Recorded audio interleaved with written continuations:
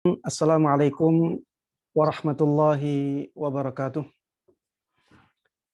Innal hamdalillah nahmaduhu wa nasta'inuhu wa nastaghfiruh wa na'udzu billahi min syururi anfusina wa min sayyiati a'malina. May yahdihillahu fala mudhillalah wa may yudlil fala hadiyalah. Wa asyhadu an la ilaha illallah wahdahu la syarikalah wa asyhadu anna Muhammadan abduhu wa rasuluh. La nabiyya ba'dah. Allahumma salli wa sallim wa barik wa an'im ala abdika wa rasulika Muhammadin wa ala alihi wa sahbihi wa man tabi'ahum bi ihsanin ila yaumiddin. Ikhwati fillah wa akhwati rahimakumullah. Alhamdulillah, segala puji hanya bagi Allah Subhanahu wa taala yang telah memberikan kepada kita nikmat-nikmatnya yang kita tidak akan mungkin bisa menghitungnya. Sebagaimana firman-Nya, wa in ta'uddu ni'matallahi la tuhsuha. Semoga Allah Subhanahu wa taala menjadikan kita semuanya orang-orang yang benar-benar bisa mensyukuri nikmat-nikmat tersebut, sehingga Allah terus menjaga nikmat ini, terus menjaga nikmat-nikmat yang Allah berikan kepada kita, dan Allah memberikan kepada kita tambahan kenikmatan yang lainnya. Tidak lupa salawat dan salam semoga selalu tercurahkan kepada Nabi yang sangat kita cintai, Nabi yang sangat kita kagumi, sangat kita junjung tinggi, selalu kita taati, kita teladani, dan kita percayai, Nabi Agung Muhammad sallallahu alaihi wasallam. Begitu pula kepada seluruh keluarga beliau, seluruh sahabat beliau, dan seluruh kaum muslimin yang mengikuti beliau dan para sahabatnya dengan baik hingga hari akhir nanti. Ikhwati wa akhwati fillah rahimani wa rahimakumullah.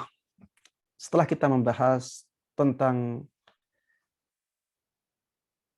tidak berlebihan dalam melakukan ibadah kepada Allah Subhanahu wa taala, kita dibawa oleh Imam Nawawi rahimahullahu taala kepada pembahasan menjaga amal kebaikan.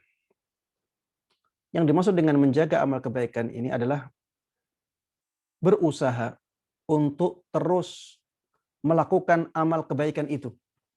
Ya, ini yang dimaksud dengan menjaga amal kebaikan. Bagaimana kita berusaha untuk terus dalam melakukan amal kebaikan.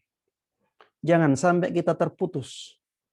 Jangan sampai yang tadinya kita lakukan, kemudian kita tidak melakukannya lagi.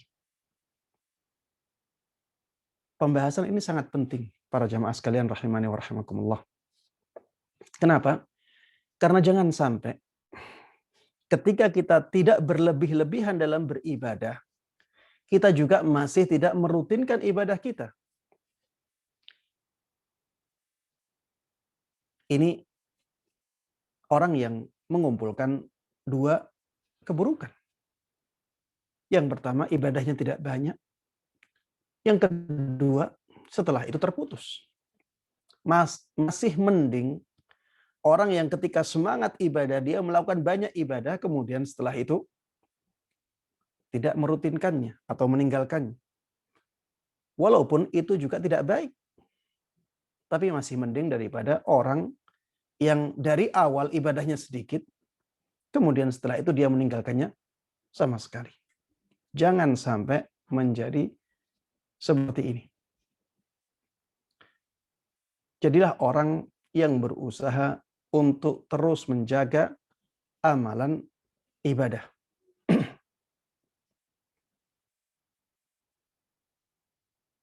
Walaupun amalan ibadahnya sedikit, maka kita berusaha untuk terus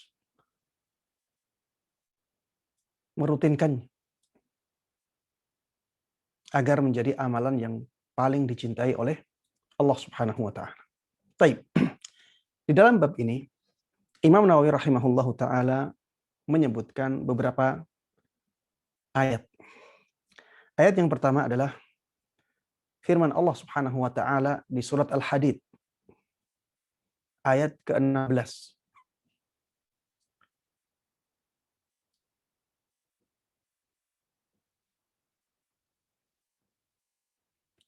Allah Subhanahu wa taala berfirman, "Alam ya'ni lil ladzina amanu an takhsha'a qulubuhum li dzikrillahi wa ma nazala minal haqq wa la yakunu kal ladzina utul kitaba min qablu fatala 'alaihimul amadu faqasat qulubuhum." Yang artinya, belum tibakah waktu untuk orang-orang yang beriman untuk menundukkan hati mereka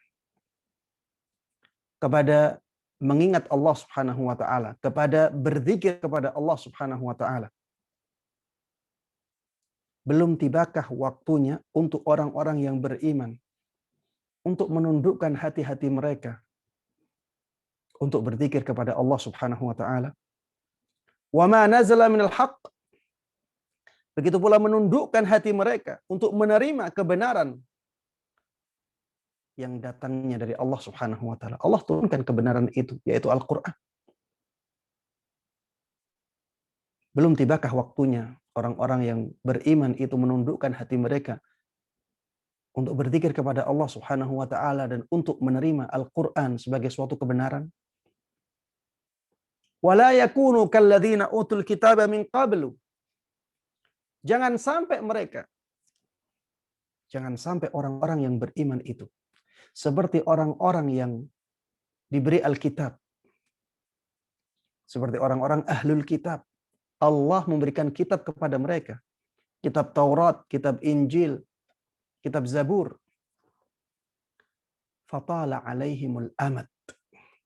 Kemudian waktu berjalan pada mereka. Sehingga berjalan waktu yang panjang. Faqasat qulubuhum. Sampai akhirnya hati mereka menjadi keras. Sampai akhirnya hati mereka menjadi keras. Di dalam ayat ini ada larangan dari Allah Subhanahu wa taala dari menyerupai ahlul kitab yang mereka tidak konsisten. Mereka tidak berada di atas Alkitab secara terus-menerus. Mereka akhirnya meninggalkan Alkitab yang diberikan oleh Allah Subhanahu wa taala kepada mereka. Menggantinya dengan pendapat-pendapat pemuka-pemuka agama mereka. Menjadikan pemuka-pemuka agama mereka sebagai sesembahan selain Allah Subhanahu wa taala. Dengan menghalalkan apa yang mereka halalkan dan mengharamkan apa yang mereka haramkan. Walaupun bertentangan dengan syariat Allah Subhanahu wa taala. Akhirnya dengan seperti itu, hati mereka menjadi keras dan tidak menerima nasihat atau pesan dari Allah Subhanahu wa taala lagi. Ya intinya, orang-orang ahlul kitab mereka tidak continue dalam melakukan kebaikan. Mereka tidak menjaga amal kebaikan mereka. Tapi akhirnya mereka meninggalkan kitab, meninggalkan ajaran-ajaran kitab yang dulu diturunkan oleh Allah Subhanahu wa taala untuk mereka. Dengan berlalunya waktu yang panjang, akhirnya keadaan mereka semakin buruk, semakin buruk, semakin buruk karena semakin jauh dari syariat Allah Subhanahu wa taala. Dan akhirnya hati mereka menjadi sangat keras. Jangan sampai kita seperti mereka. Syekh Utsaimin rahimahullahu ta'ala ketika menafsiri ayat ini, beliau mengatakan di dalam ayat ini ada pelajaran yang sangat berharga yang menunjukkan keutamaan para sahabat daripada orang-orang sebelumnya. Karena biasanya orang-orang yang dekat dengan zaman kenabian itu lebih dekat kepada agama Islam daripada orang-orang yang setelah. Dan ini sunnatullah. Ini hukum alam, ya. Hukum yang selalu terjadi. Pada umat-umat terdahulu pun terjadi yang demikian. Di umat Muhammad sallallahu alaihi wasallam juga terjadi yang demikian. Makanya di sini disebutkan wala yakunu kalladzina utul kitaba min qablu fatala alaihimul amad faqasat qulubuhum. Jangan sampai orang-orang mukmin tersebut seperti orang-orang ahlul kitab sebelumnya yang karena berjalannya waktu yang panjang akhirnya hati mereka keras. Karena waktu yang panjang akhirnya hati mereka keras. Sehingga semakin panjang waktunya, semakin jauh mereka dari kebenaran. Semakin keras hati mereka. Ini menunjukkan bahwa di umat Muhammad sallallahu alaihi wasallam juga akan terjadi yang seperti ini. Sehingga generasi sahabat menjadi lebih baik keadaan agamanya daripada generasi tabi'in. Begitu pula generasi tabi'in menjadi lebih baik keadaan agamanya daripada generasi tabi'ut tabi'in. Generasi tabi'ut tabi'in juga demikian. Akan lebih baik keadaan agamanya daripada generasi setelahnya. Makanya Rasulullah Shallallahu Alaihi Wasallam bersabda, "Khairun nas qarni, thumma alladhina yalunahum, thumma alladhina yalunahum." Manusia yang paling baik adalah manusia yang ada di masaku. Kemudian generasi setelahnya, kemudian generasi setelahnya. Ada sebuah riwayat yang mengatakan kemudian generasi setelahnya lagi. Dalam hadis yang lain, Rasulullah Shallallahu Alaihi Wasallam telah bersabda, tidak ada suatu hari kecuali yang setelahnya lebih buruk daripada yang sebelumnya. Memang itulah sunnatullah. Maka para jamaah sekalian rahimani wa rahimakumullah, kalau kita ingin benar-benar memperbaiki agama kita, kalau kita ingin benar-benar memperbaiki agama kita, maka sesuaikan agama kita dengan apa yang dipraktekkan oleh para sahabat Nabi Muhammad Sallallahu Alaihi Wasallam. Sesuaikan agama kita dengan agamanya mereka. Kalau di zaman kita ini ada amalan tertentu yang banyak dilakukan oleh orang-orang, coba lihat di zaman sahabat, apakah ibadah yang seperti itu banyak dilakukan ataukah tidak? Kalau ternyata tidak, maka jangan dilakukan. Karena tidak mungkin generasi yang setelahnya, apalagi berabad-abad setelahnya, itu lebih semangat dalam melakukan kebaikan melebihi para sahabat Nabi Muhammad Sallallahu Alaihi Wasallam. Dalam masalah akidah, keyakinan, juga demikian. Kalau ada orang yang menjelaskan bahwa keyakinan yang seperti inilah yang benar, coba ditelisik. Adakah keyakinan itu di zaman sahabat Nabi Muhammad SAW? Ataukah datangnya keyakinan itu baru setelah ada ilmu-ilmu dari luar Islam dimasukkan ke dalam Islam? Kalau ternyata di zaman para sahabat tidak ada keyakinan atau akidah yang seperti itu, maka itu menunjukkan bahwa akidah itu tidak sesuai dengan tuntunan Islam yang hakiki. Maka harusnya kita tinggalkan. Taib jamaah sekalian rahimani wa rahimakumullah, yang menjadi fokus pembicaraan kita dari ayat ini adalah jangan sampai kita menjadi seperti ahlul kitab yang asalnya mereka berpegang teguh kepada kitab yang diturunkan kepada mereka, kemudian setelah itu mereka meninggalkan kitab tersebut. Dan akhirnya mereka menjadi celaka. Kita juga demikian. Kalau misalnya kita dalam kebaikan, jangan tinggalkan kebaikan itu sama sekali. Karena itu akan menjadikan kita celaka. Baik, ayat yang kedua jemaah sekalian rahimani wa rahimakumullah. Firman Allah Subhanahu wa taala di surat An-Nahl ayat ke-92. Wala takunu kalladzi naqadat ghazlaha min ba'di quwwatin ankatha. Jangan sampai kalian seperti seorang wanita yang memintal benang untuk dijadikan menjadi kain, ya, dengan pintalan yang sangat kuat. Kemudian setelah itu dia menguraikan pintalannya lagi. Jangan sampai kalian seperti seorang perempuan yang memintal benang dengan pintalan yang sangat kuat. Kemudian setelah itu dia uraikan lagi pintalannya menjadi benang kembali. Maksudnya apa? Seorang yang memintal benang ini, kalau dia tidak terus memintalnya sehingga menjadi kain yang bisa digunakan untuk kebutuhan manusia, maka usahanya untuk memintal benang tersebut tidak akan banyak manfaatnya atau bahkan sia-sia sama sekali. Maka jangan sampai kita demikian. Jangan sampai seperti orang yang memintal benang ini.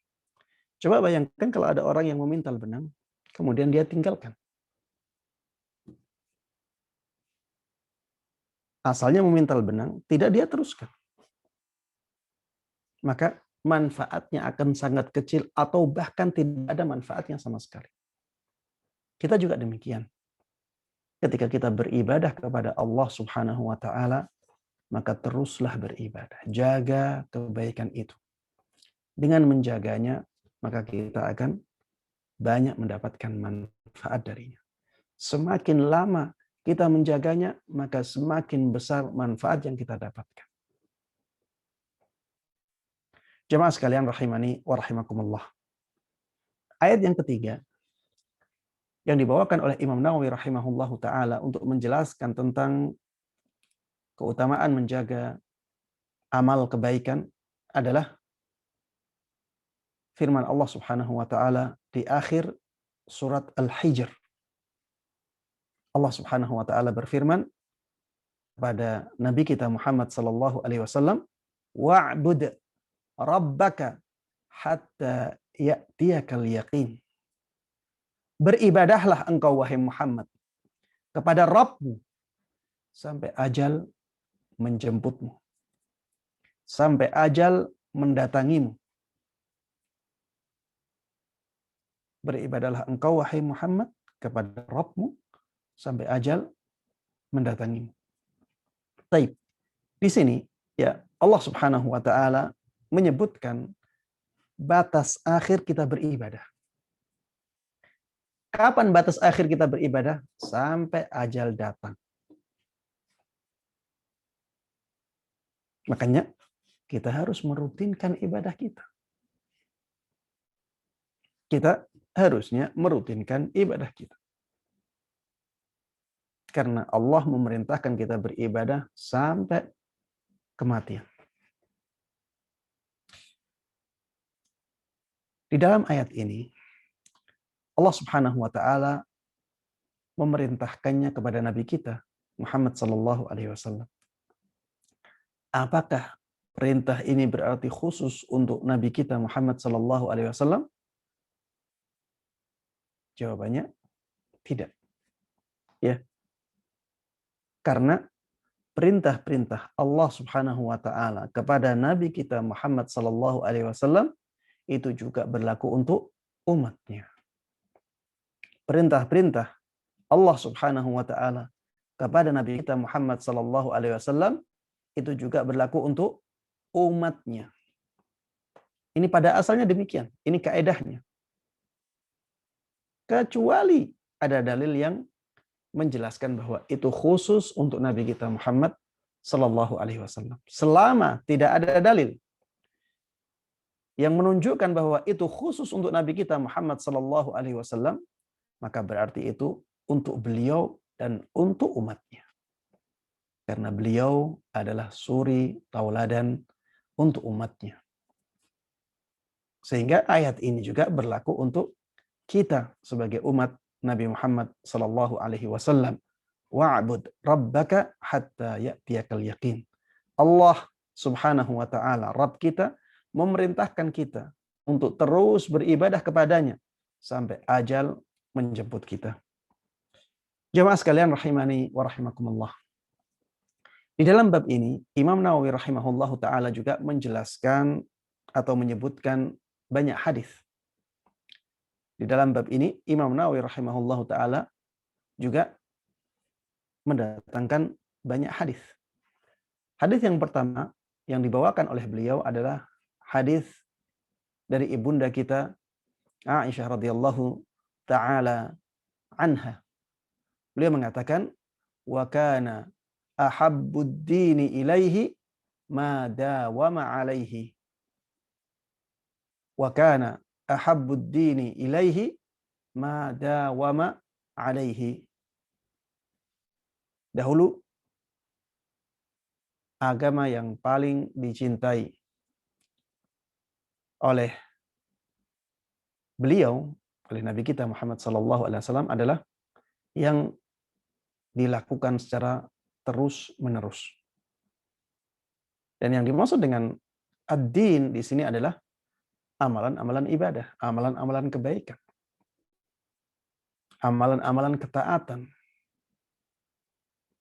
Ya, hadis ini sama maknanya dengan hadis lain yang lebih terkenal redaksinya, ahabbul a'mali ilallahi adwamuha wa in qal. Amalan yang paling dicintai oleh Allah Subhanahu wa taala adalah amalan yang paling dirutinkan walaupun sedikit. Ya. Amalan yang paling dirutinkan itulah yang paling dicintai oleh Allah Subhanahu wa taala. Makanya jemaah sekalian rahimani wa rahimakumullah, kalau misalnya kita mampunya beramal itu yang sedikit, maka jadikan amalan tersebut sebagai amalan yang bisa kita lakukan secara terus-menerus. Agar menjadi amalan yang paling dicintai oleh Allah Subhanahu wa taala. Salat malam, walaupun hanya 3 rakaat, lakukan terus-menerus agar menjadi amalan yang paling dicintai oleh Allah Subhanahu wa taala. Salat duha, walaupun hanya 2 rakaat, jadikan sebagai amalan yang rutin kita lakukan. Karena itu akan menjadi amalan yang paling dicintai oleh Allah Subhanahu wa taala. Bersedekah, walaupun 10.000, walaupun 5.000, jadikan amalan yang bisa kita rutinkan. Sehingga itu menjadi amalan yang paling dicintai oleh Allah Subhanahu wa taala. Dan alhamdulillah ya, di zaman kita ada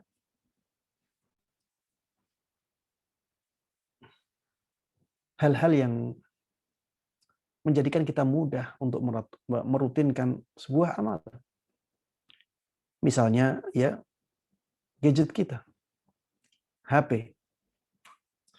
Di dalam HP ada pengingat. Misalnya pengingat membaca Al-Quran. Cari aplikasi-aplikasi Al-Quran yang bisa mengingatkan kita untuk membaca Al-Quran. Misalnya kita hanya bisa membaca 1 halaman setiap hari. Ada aplikasi yang bisa mengingatkan kita untuk membaca 1 halaman tiap hari. Kalau kita tidak baca hari itu, dia akan ingatkan. Sehingga kita bisa merutinkan amalan yang sedikit itu.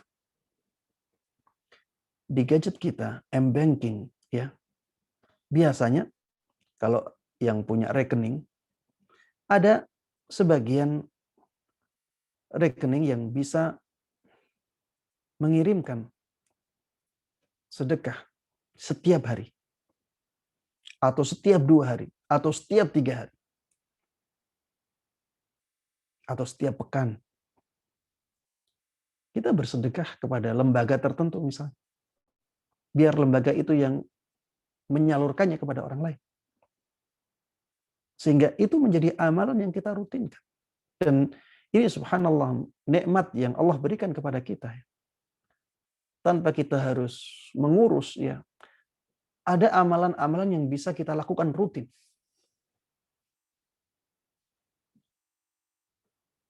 Dan saya melihat ada yang melakukan demikian, ya. Ada laporan tiap hari bahwa si fulan bersedekah 100.000. Dan itu ya terus dia lakukan karena memang ada layanan seperti itu. Layanan yang seperti ini bisa kita manfaatkan untuk merutinkan amalan sedekah. Dan amalan-amalan yang lain ada cara-cara tersendiri, ya, yang bisa kita lakukan untuk mengingatkan diri kita agar melakukan amalan-amalan yang dirutinkan itu, ya, yang kita usahakan untuk rutin menjalankannya. Baik jamaah sekalian rahimani wa rahimakumullah. Termasuk di antara manfaat amalan dirutinkan adalah kita bisa mendapatkan pahala amalan itu ketika kita ada uzur dan akhirnya kita meninggalkannya. Seperti misalnya ketika kita biasa dan kita rutinkan sholat berjamaah di masjid. Kita merutinkan sholat berjamaah di masjid. Kemudian setelah itu kita sakit. Akhirnya kita tidak bisa berangkat ke masjid. Kalau kita memang sebelumnya merutinkan amalan itu, Allah catat amalan itu. Walaupun kita sholatnya di rumah, kita mendapatkan pahala sholat di masjid. Berbeda kalau kita tidak merutinkannya. Biasanya kita tidak sholat di masjid, sesekali saja. Kemudian kita sakit. Maka kita tidak mendapatkan amalan tersebut. Karena kita tidak melakukannya. Berbeda dengan amalan yang sebelumnya dirutinkan. Ya. Kalau kita safar misalnya. Kita melakukan perjalanan jauh. Akhirnya kita tidak bisa melakukan sholat berjamaah di masjid karena sangat memberatkan. Allah Subhanahu wa taala akan catat kita melakukan sholat berjamaah di masjid. Kenapa? Karena sebelumnya kita merutinkan. Ini di antara manfaat yang sangat besar ketika kita merutinkan amal kebaikan. Jemaah sekalian rahimani wa rahimakumullah. Hadis yang kedua yang dibawakan oleh Imam Nawawi rahimahullahu taala adalah hadis dari sahabat Umar Ibn Al-Khattab radhiyallahu taala anhu.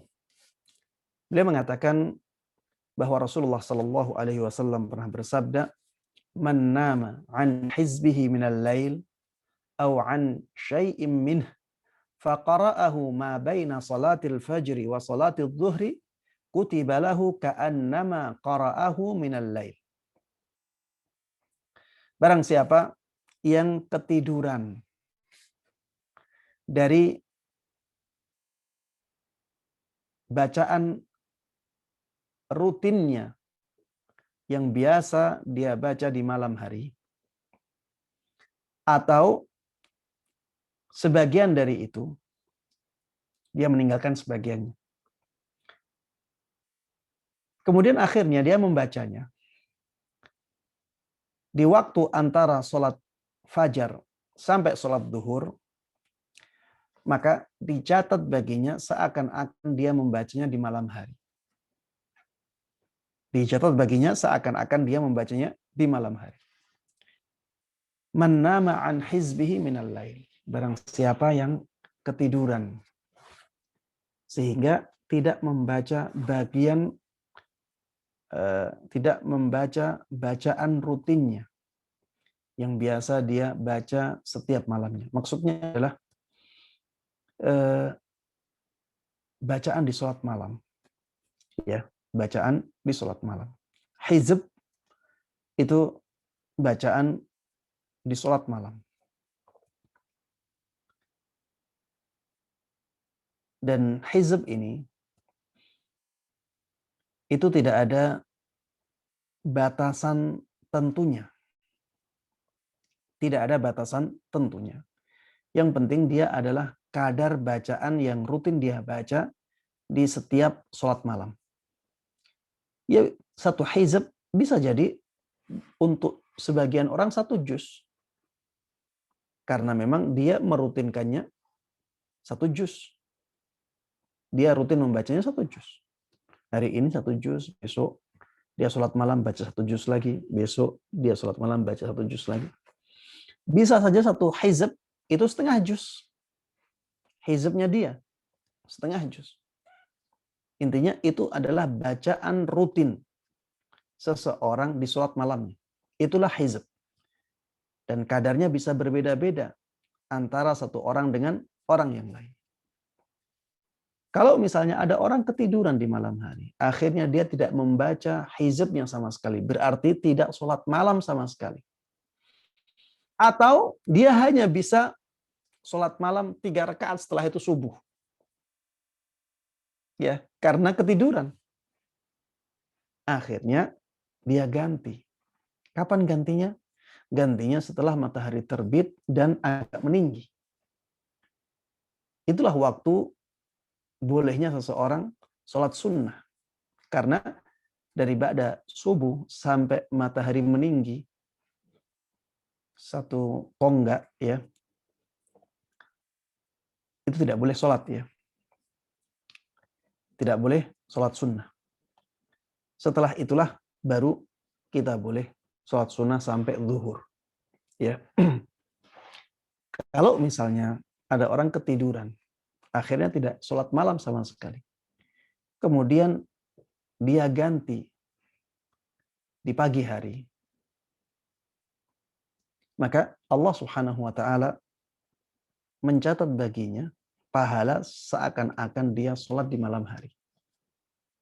Dan ini menunjukkan bahwa sholat di malam hari, sholat sunnah di malam hari, itu lebih afdal daripada sholat sunnah di siang hari. Makanya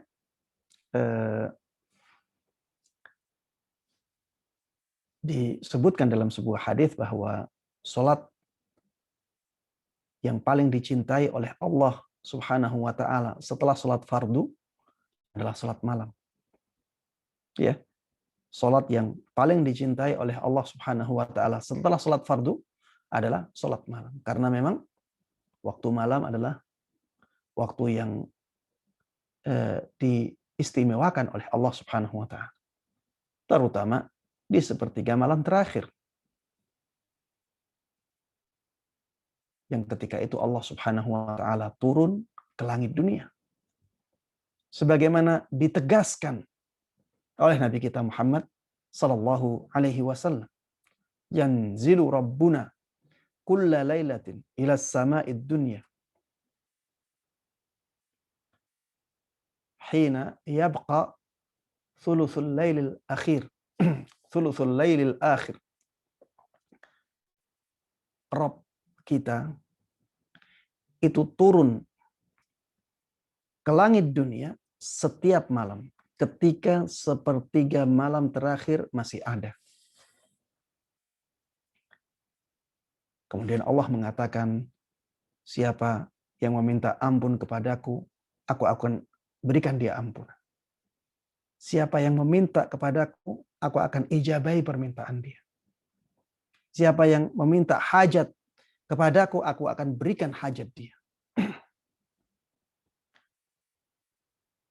Di waktu sahur, ya, itu juga waktu yang sangat diistimewakan oleh Allah Subhanahu wa taala, dan itu di akhir malam, masih dalam waktu malam.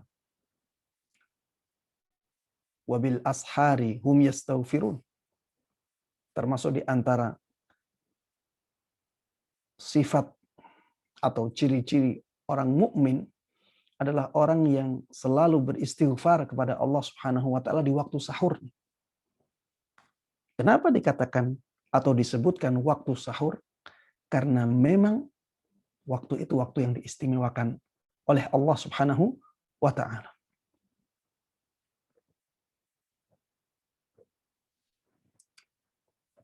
Jamaah sekalian rahimani wa rahimakumullah. Ketika Rasulullah Shallallahu alaihi wasallam di sini mengatakan man nama an hizbihi. Barang siapa yang ketiduran sehingga akhirnya dia tidak bisa membaca bacaan rutinnya di malam hari atau tidak bisa membaca sebagian bacaan rutinnya di malam hari. Ini menunjukkan bahwa orang ini punya kebiasaan. Orang ini punya kebiasaan sholat malam. Makanya ketika dia mengqadha'nya atau melakukannya di siang hari atau di pagi hari, dia dianggap melakukannya di malam hari. Dan ini menunjukkan keutamaan orang yang merutinkan amal baiknya. Merutinkan sholat malam. Makanya amal yang dirutinkan itu berbeda dengan amal yang tidak dirutinkan. Coba kalau orang ini tidak punya kebiasaan sholat malam. Kemudian setelah itu ketiduran. Dan dia ingin mengqadha'nya di pagi hari. Apakah mendapatkan pahala seperti yang disebutkan dalam hadis ini? Ka'annama qara'ahu minal lail? Jawabannya jelas tidak. Orang yang mendapatkan pahala seperti ini adalah orang yang punya kebiasaan sholat malam. Taib. Jemaah sekalian rahimani wa rahimakumullah. Hadis yang berikutnya yang menunjukkan anjuran atau dorongan atau keutamaan menjaga amal kebaikan adalah hadis yang diriwayatkan oleh sahabat yang sangat semangat ibadahnya, sahabat Abdullah ibn Amr ibn al-As radhiyallahu taala anhuma. Beliau mengatakan Rasulullah Shallallahu alaihi wasallam pernah berpesan kepadaku, "Ya Abdullah, la takun mithla fulan. Kana yaqumul lail fataraka qiyamul lail." Wahai Abdullah, maksudnya adalah Abdullah ibn Amr ibn al-As. Wahai Abdullah, jangan sampai engkau menjadi seperti si fulan. Jangan sampai engkau seperti si fulan. Fulan ini bukan nama orang ya. Tapi ya sebuah kata yang digunakan untuk menyebut nama orang secara tidak tertentu, secara tidak jelas, secara tidak tegas. Kalau di dalam bahasa kita si A, si B, si C, ya itu dalam bahasa Arab biasanya ada kata-kata fulan, ada kata-kata alan. Itu dalam bahasa kita si A, si B, si C, dan seterusnya. La takun mithla fulan. Jangan sampai engkau seperti si fulan. Seperti si A. Tidak disebutkan namanya. Kana yaqumul lail fataraka qiyamal lail. Dahulu dia biasa sholat malam. Tapi kemudian dia meninggalkan sholat malamnya. Dahulu dia biasa sholat malam, tapi akhirnya dia meninggalkan sholat malam. Jamaah sekalian rahimani wa rahimakumullah. Rasulullah Shallallahu alaihi wasallam ketika berbicara kepada sahabat Abdullah ibn Amr ibn al-As, ya, bisa jadi beliau, ya ini kemungkinan besarnya ya, kemungkinan besar beliau menyebutkan nama. Beliau menyebutkan nama. agar si Abdullah ibn Amr ibn al-As, seorang sahabat yang mulia ini, faham tentang keadaan orang tersebut. Jangan seperti si fulan ini. Dia dahulu melakukan sholat malam, kemudian setelah itu dia meninggalkan. Tapi kenapa di dalam riwayatnya disebutkan fulan? Bisa jadi ini dari sahabat Abdullah ibn Amr. Bisa jadi dari perawinya. Dan ini memberikan pelajaran yang berharga kepada kita, ya. Jangan sampai kalau kita bisa menyembunyikan nama, jangan sampai kita keluarkan nama itu dalam masalah-masalah yang tidak baik. Kalau kita bisa tidak menyebut nama, maka tidak usah menyebut nama. Ini lebih hati-hati. Ini juga lebih menyelamatkan kita. Ini juga yang sesuai dengan tuntunan. Rasulullah Shallallahu Alaihi Wasallam di dalam banyak hadisnya seringkali mengatakan ma balu aqwamin yaf'aluna kada wa kada. Bagaimana kaum-kaum ini mereka melakukan ini dan itu. Rasulullah Shallallahu Alaihi Wasallam tidak menyebut siapa kaum itu, tapi beliau menyampaikan keadaan yang ada, yang salah, kemudian beliau ingin membenarkannya. Beliau ingin meluruskan keadaan itu. Beliau ingin memberikan peringatan. Jangan sampai orang-orang mengikuti kaum tersebut. Dan bisa jadi hadis ini juga, ya, tapi kemungkinannya lebih kecil, ya. Bisa jadi Rasulullah Shallallahu Alaihi Wasallam juga mengatakan seperti ini kepada sahabat Abdullah, tapi kemungkinannya lebih kecil daripada Rasulullah Shallallahu Alaihi Wasallam menyebutkan nama secara langsung.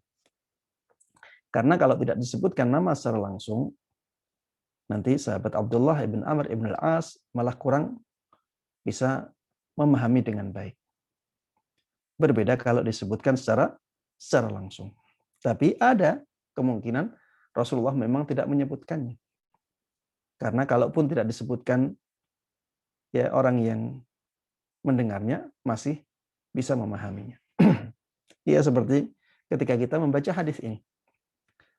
Wahai Abdullah, jangan sampai engkau seperti si fulan. Dahulu dia biasa melakukan sholat malam, kemudian setelah itu dia meninggalkannya. Ya kita paham apa pelajaran yang diinginkan dari hadis ini. Maksudnya, kalau melakukan sholat malam, dilakukan terus-menerus. Rutinkan sholat malam. Jangan meninggalkannya setelah itu. Jamaah sekalian rahimani wa rahimakumullah. Ini juga menjadi pelecut semangat untuk kita, ya, hadis ini. Harusnya kita melakukan sholat malam secara rutin. Kenapa? Karena ketika bulan Ramadan, kita setiap malam sholat malam. Itu sholat tarawih. Atau minimal kita seringkali melakukan sholat malam di bulan Ramadan. Maka jangan sampai sholat malam itu kita tinggalkan. Jangan sampai sholat malam itu kita tinggalkan. Mungkin kadarnya tidak sama, tidak ada masalah. Tapi sholat malamnya jangan sampai ditinggalkan. Kalau bisa jumlah rakaatnya masih sama.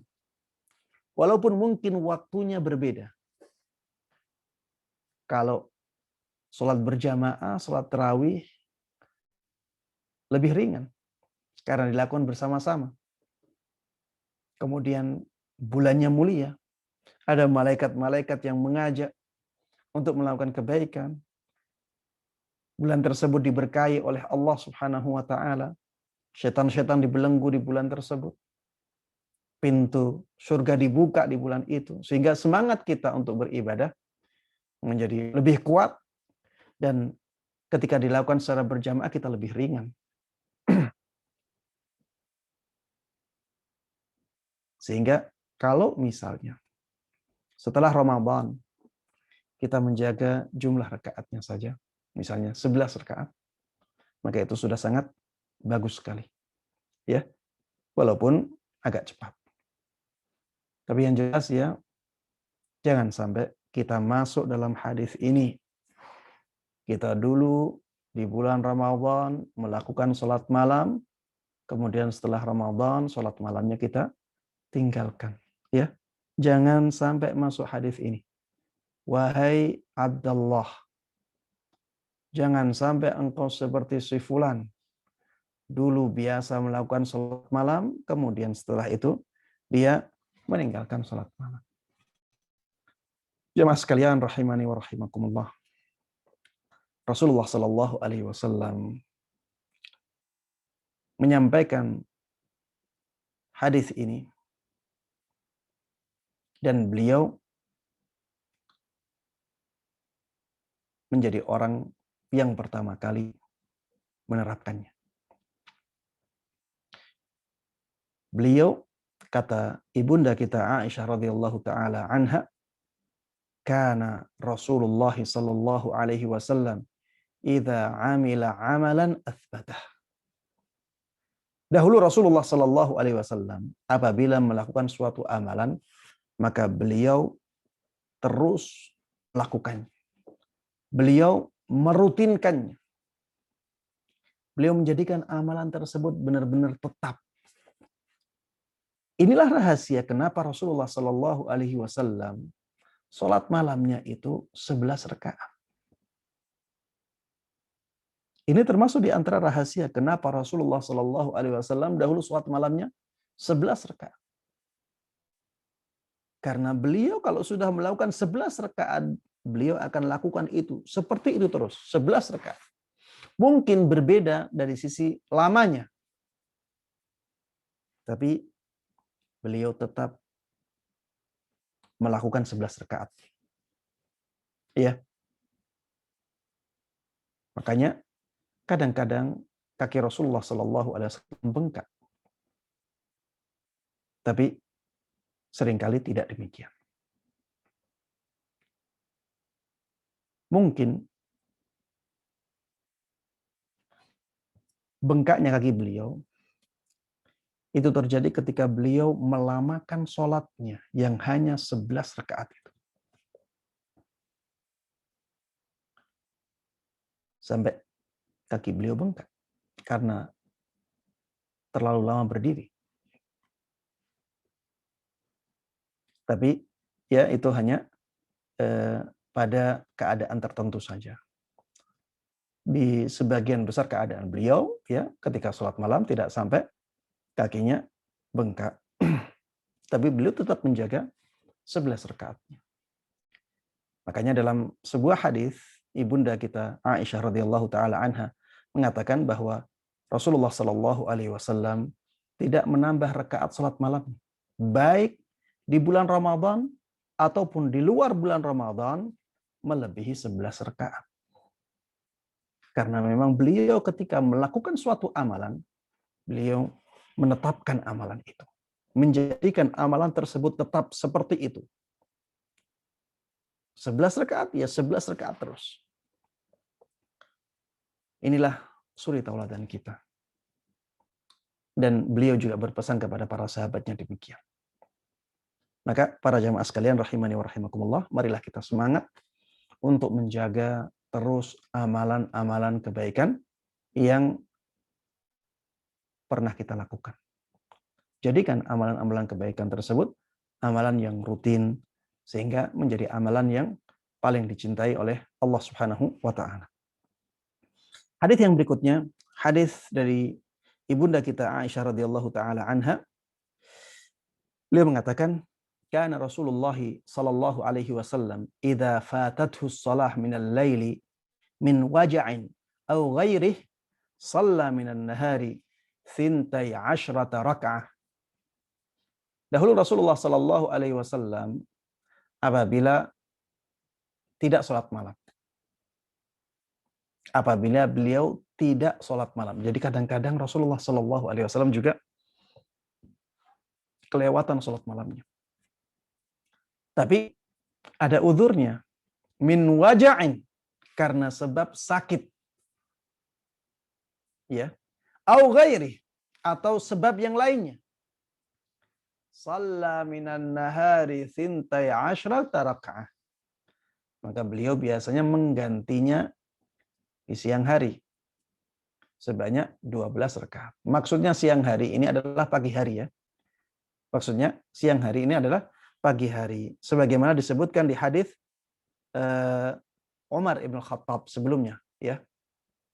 Barang siapa yang ketiduran dari membaca bacaan rutin malamnya, atau sebagian bacaan rutin itu, kemudian dia membacanya antara sholat fajar sampai sholat duhur. Inilah yang dimaksud dengan siang di dalam hadis ini, ya.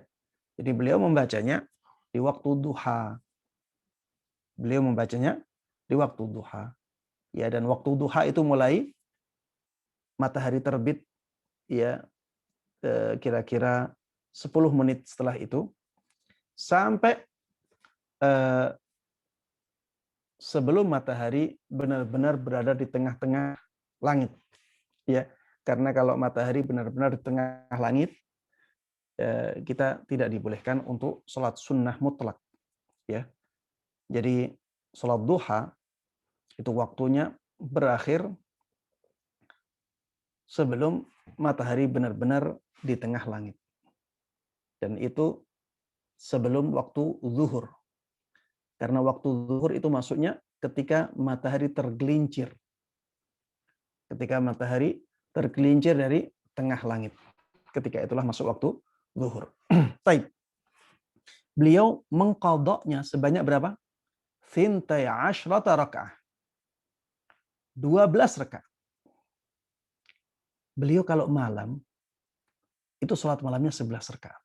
Tapi kalau mengqadha jadinya 12. Kenapa? Karena di siang hari tidak ada sholat witir. Karena di siang hari itu tidak ada sholat witir. Sholat witir itu hanya ada di malam hari. Makanya beliau genapkan menjadi 12 rakaat.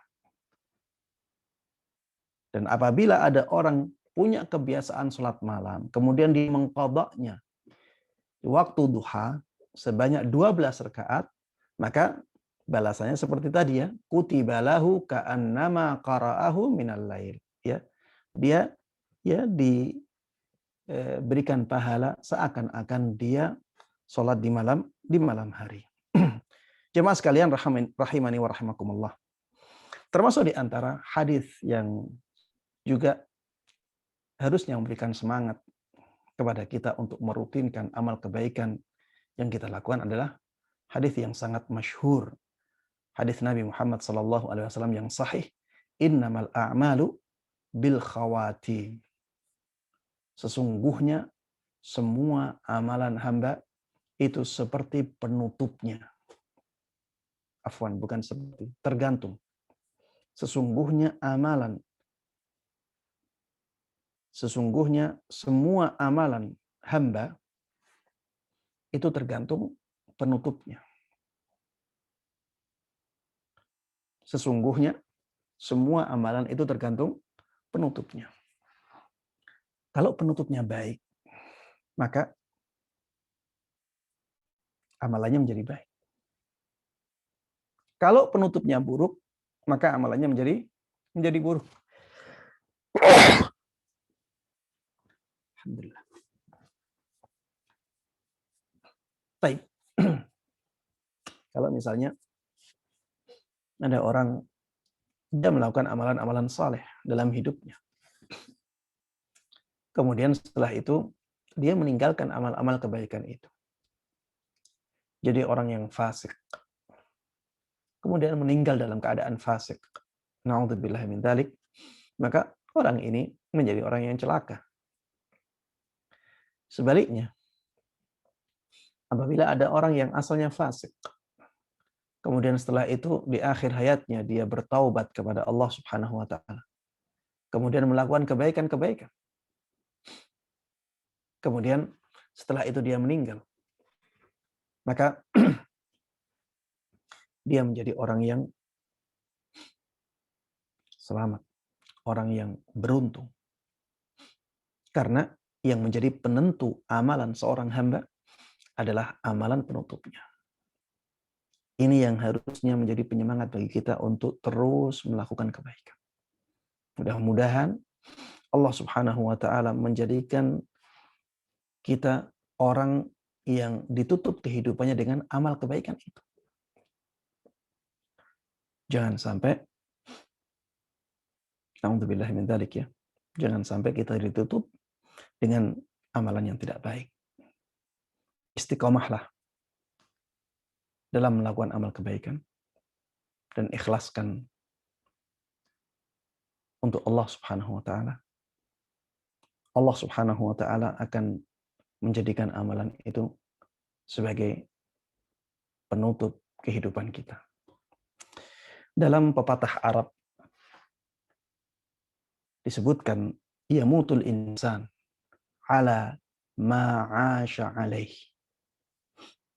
Ini bukan hadis, ini pepatah orang-orang Arab ya. Ulama-ulama dulu juga banyak menyebutkan perkataan ini. Yamutul insan ala ma 'asha alaih. Orang itu mati sebagaimana kebiasaan dia hidup. Orang itu akan mati dalam keadaan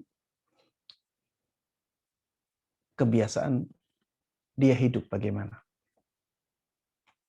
Kalau kebiasaannya dia menyanyi, kebiasaannya dia melakukan konser musik, bisa jadi dia mati dalam keadaan seperti itu. Atau dia akan mati dalam keadaan seperti itu. Dan sudah terjadi beberapa kali kejadian seperti itu. Ada orang senang karaoke, matinya saat dia melakukan kemaksiatan seperti itu. Ada orang sedang manggung, mati dalam keadaan dia sedang manggung. Na'udzubillahi min dzalik.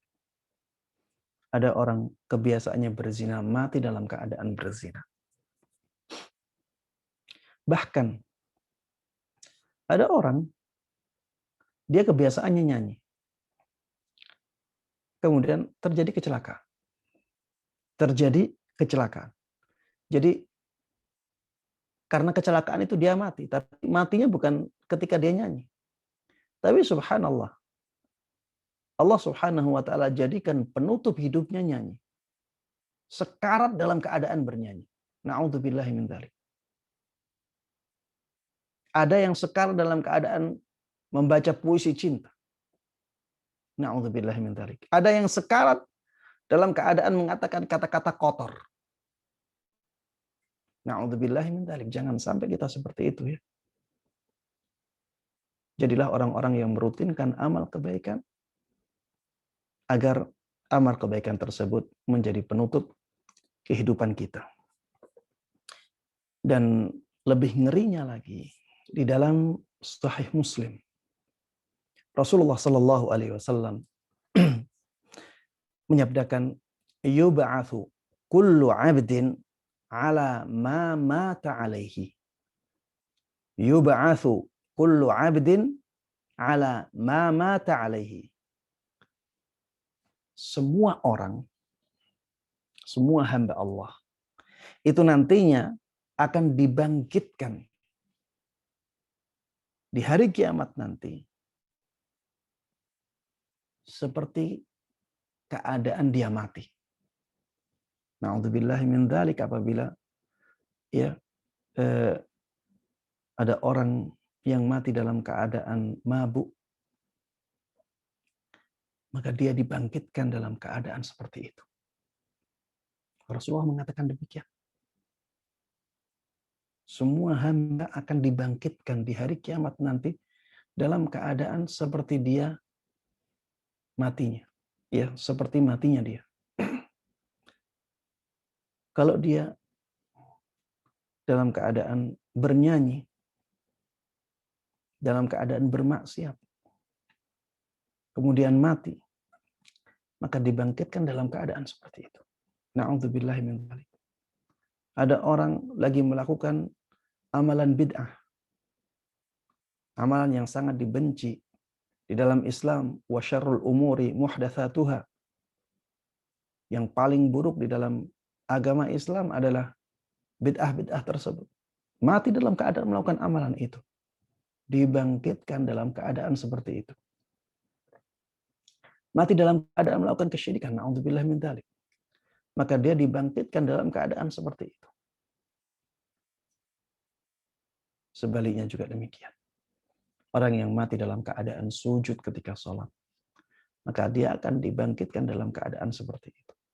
Yang mati dalam keadaan ihram, sedang berhaji, sedang berumrah, akan dibangkitkan seperti itu. Rasulullah Shallallahu Alaihi Wasallam menyabdakan, "Yub'atsu kullu 'abdin ala ma mata 'alaihi."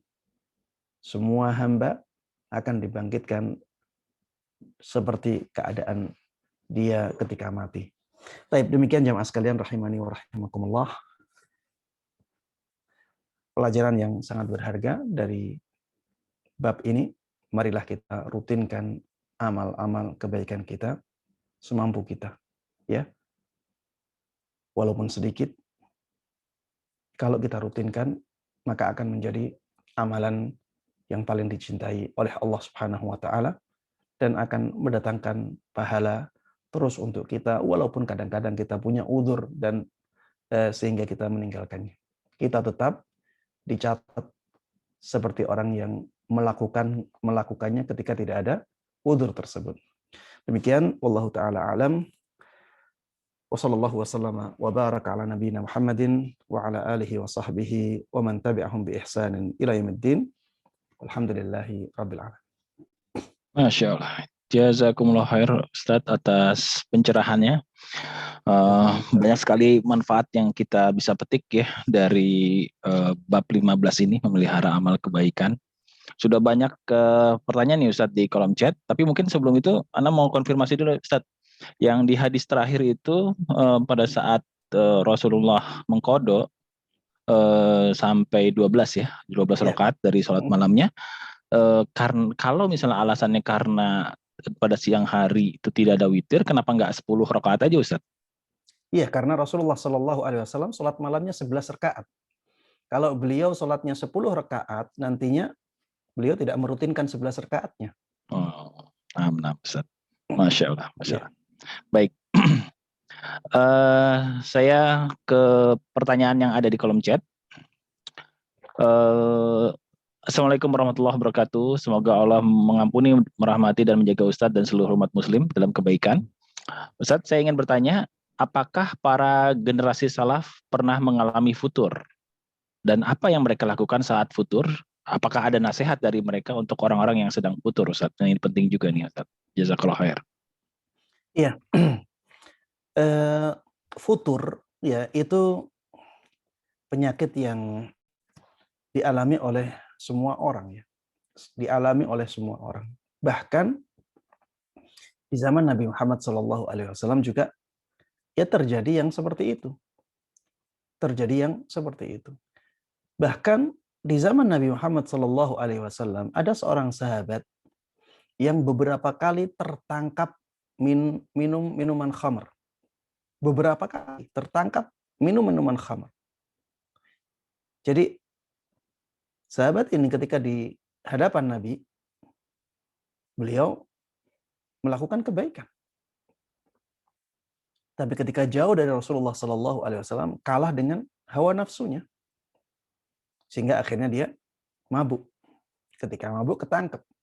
Dibawa ke Rasulullah SAW, beliau cambuk. Karena memang hukuman orang yang mabuk adalah dicambuk sebanyak 40 kali. Setelah itu dilepaskan. Kemudian setelah itu minum minuman lagi. Ditangkap lagi. Dicambuk lagi. Dilepaskan lagi. Minum minuman lagi. Ketangkap lagi. Ini menunjukkan bahwa orang ini ada masa-masa futurnya. Yang menjadikan sahabat ini beberapa kali ketangkap ketika mabuk. Sampai-sampai ada sahabat lain yang melaknat sahabat ini. Laknat Allah atas orang ini. Betapa banyak dia ketangkap minum minuman, ya. Betapa banyak dia ketangkap ketika mabuk. Dan laknat ini didengar langsung oleh Rasulullah Sallallahu Alaihi Wasallam. Rasulullah ingkari. Jangan sampai engkau melaknatnya. Jangan engkau melaknatnya, kata Rasulullah Sallallahu Alaihi Wasallam. La tal'anhu, fa innahu yuhibbullah wa rasulah. Rasulullah katakan, jangan engkau melaknatnya karena dia mencintai Allah dan Rasul.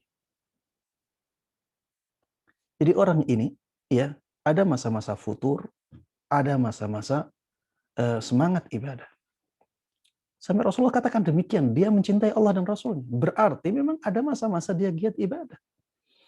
Kalau dia tidak cinta Allah dan Rasulnya, apakah masuk akal dia semangat ibadah? Afwan, kalau dia tidak banyak ibadahnya, apakah masuk akal dia mencintai Allah dan Rasulnya? Orang yang banyak ibadah, orang yang mencintai Allah dan Rasulnya pasti akan melakukan banyak ibadah. Kemudian ada hadis juga yang menjelaskan hadis Umar kalau tidak salah, pernah kita baca di pertemuan yang sebelumnya.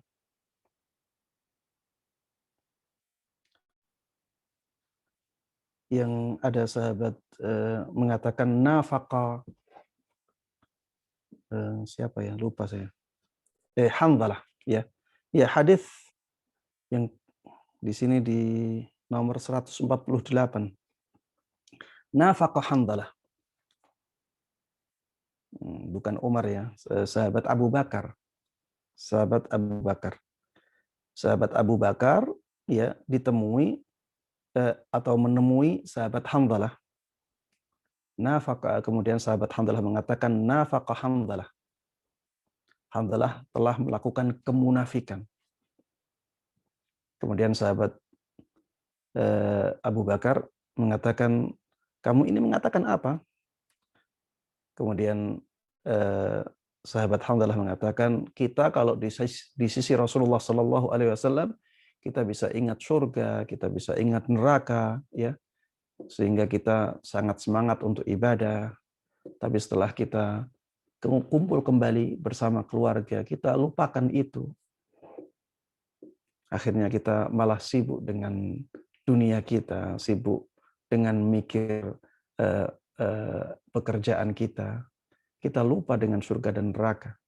Bukan lupa sama sekali ya, tapi tetap ada penurunan semangat untuk beribadah. Kemudian ternyata keadaan sahabat Abu Bakar juga demikian. Maka akhirnya keduanya menghadap kepada Rasulullah Sallallahu Alaihi Wasallam. Kemudian sahabat Hanzalah yang mengatakan, nafaqa Hanzalah ya Rasulullah. Wahai Rasulullah, Hanzalah telah melakukan kemunafikan. Maka Rasulullah Sallallahu Alaihi Wasallam bertanya, apa maksud perkataanmu? Sahabat Hanzalah mengatakan perkataan yang sama dengan yang disampaikan kepada sahabat Abu Bakar. Maka Rasulullah Sallallahu Alaihi Wasallam mengatakan di akhir-akhirnya, walakin ya Hanzalah sa'atan wa sa'ah. Akan tetapi wahai Hanzalah, kadang-kadang ya seperti ini, kadang-kadang seperti itu. Maksudnya, kadang-kadang kita memang semangat untuk melakukan kebaikan, kadang-kadang kita juga memang lagi turun semangatnya untuk melakukan kebaikan. Dan di pertemuan yang sebelumnya kita sudah membahas masalah ini ya. Jadi futur itu ada yang memang natural, normal. Ada futur yang karena kesalahan. Futur yang natural atau normal itu memang tabiat jiwa manusia. Jadi jiwa ini seperti badan ya. Badan kita kalau kita melakukan kegiatan, walaupun kita tidak melakukan kesalahan dalam kegiatan kita, ada capeknya. Ya, orang olahraga misalnya. Orang olahraga tidak ada salahnya olahraga. Tapi akhirnya dia capek. Orang sholat. Apa salahnya orang sholat? Tapi kalau dia sholat terus, capek tidak? Capek. Orang membaca Al-Quran. Apa salahnya orang membaca Al-Quran? Tidak ada salahnya. Tapi kalau ada orang membaca Al-Quran terus-menerus, akan capek. Ketika capek, itulah futur. Ya. Dan ketika futurnya seperti ini, ya, maka ini futur yang wajar, futur yang natural, futur yang normal. Sehingga solusinya adalah memang mengistirahatkan jiwa. Jadi mengurangi kegiatan-kegiatan yang memberatkan jiwa kita. Kita refreshing, kita misalnya libur dulu, kita mengurangi kegiatan kita mengurangi amal-amal kita, tapi jangan sampai mengurangi yang wajib ya. Kemudian keadaan yang kedua, apabila futurnya karena kesalahan, ya, kalau futurnya karena kesalahan ya, solusinya adalah memperbanyak istighfar. Kalau jiwa kita banyak salah, maka jiwa kita akan futur. Karena dosa, kalau kita melakukan kesalahan ada dosanya.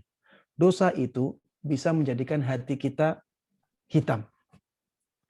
Hati yang hitam tersebut akan sulit untuk membedakan mana yang baik, mana yang buruk. Kesalahan, dosa-dosa itu juga akan menjadikan hati kita tidak sehat. Hati kita sakit. Hati yang sakit juga akan malas untuk melakukan kebaikan. Kemudian kesalahan-kesalahan dosa itu juga ada beban. Ya, ada beban yang memberatkan jiwa kita. Ya, jiwa kalau dia banyak dosa, dia seakan-akan memikul banyak beban dari dosa itu.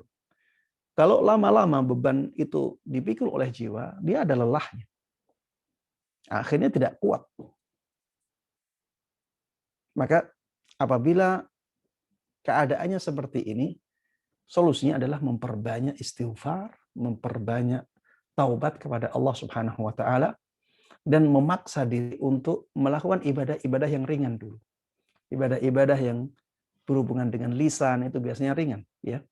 Memperbanyak istighfar, memperbanyak kalimah thayyibah, memperbanyak sholawat, ya, memperbanyak misalnya membaca surat-surat yang mudah kita baca karena kita hafal, seperti Al-Ikhlas, membaca ayat kursi, ya intinya yang mudah-mudah kita baca, dan kebaikan-kebaikan ini ya akan menghilangkan dosa-dosa tadi sehingga hati kita menjadi sehat kembali. Ketika hati kita sehat, bersih, maka ada semangat kembali untuk melakukan kebaikan. Ya, wallahu taala a'lam. Masya Allah, Ustaz. Ustaz, bagaimana mengkorelasikannya dengan ini, Ustaz? Ada yang pernah saya dengar ya, kalau misalnya futur itu kita paksain aja, misalnya datang aja, misalnya lagi malas ke kajian, kita paksakan datang ke kajian karena kita akan dapat, walaupun kita tidak mendengarkan secara keseluruhan, kita bisa dapat pahalanya dan bisa berkumpul dengan teman duduk kita gitu. Iya, itu juga bisa menjadi solusi ya. Itu juga bisa menjadi solusi, kita paksa melakukan amal kebaikan. Tidak hanya datang ke kajian. Salah satu di antara yang bisa menghilangkan futur kita adalah menghadiri kajian ilmiah. Tapi ini biasanya secara offline ya. Karena secara online akan sangat sulit untuk mendapatkan suasananya. Ketika offline, majelisnya ada malaikat yang datang, itu yang bisa menjadikan kita lebih semangat. Tapi kalau online seperti ini, kekurangannya di situ, tidak ada majelis yang di sana datang malaikat-malaikat itu. Masya Allah. Ya. Baik, Ustaz. Barakallahu fikum. Berikutnya pertanyaan dari seorang akhwat nih, Ustaz. Mengenai sedekah. Apakah sedekah itu bisa menjadi sarana mempercepat terkabulnya sebuah doa, Ustaz? Taib. Bisa dijadikan sebagai tawassul, ya. Bisa dijadikan sebagai tawassul bil a'mal as-salihah. Dan dengan tawassul, ya, dengan amal-amal kebaikan yang kita lakukan, maka sebab terijabahinya sebuah doa akan menjadi lebih besar. Yaitu bisa dari situ. Ya misalnya kita bersedekah kepada orang yang sangat membutuhkan. Dan kita benar-benar ikhlas ketika bersedekah. Kemudian setelah kita bersedekah, kita mengatakan kepada Allah Subhanahu wa taala, "Ya Allah, aku benar-benar ikhlas dalam melakukan sedekah ini dan Engkau lebih tahu dari saya. Kalau ini benar-benar ikhlas ya Allah, maka kabulkanlah permintaanku yang ini."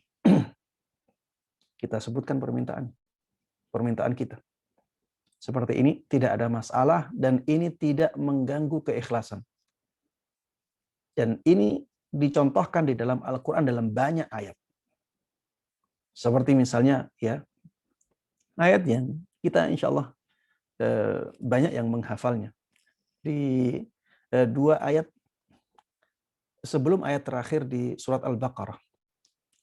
Amana ar-rasulu bima unzila ilaihi min rabbih wal mu'minun kullun amana billahi wa malaikatihi wa kutubihi wa rusulih la nufarriqu baina ahadin min rusulih wa qalu sami'na wa ata'na ghufranak. Wa qalu, mereka orang-orang yang beriman dan rasul, orang-orang yang beriman dan rasul yaitu Nabi kita Muhammad sallallahu alaihi wasallam, mereka mengatakan sami'na wa ata'na ghufranak. Kami mendengar dan kami patuh, maka ampunanmu ya Allah.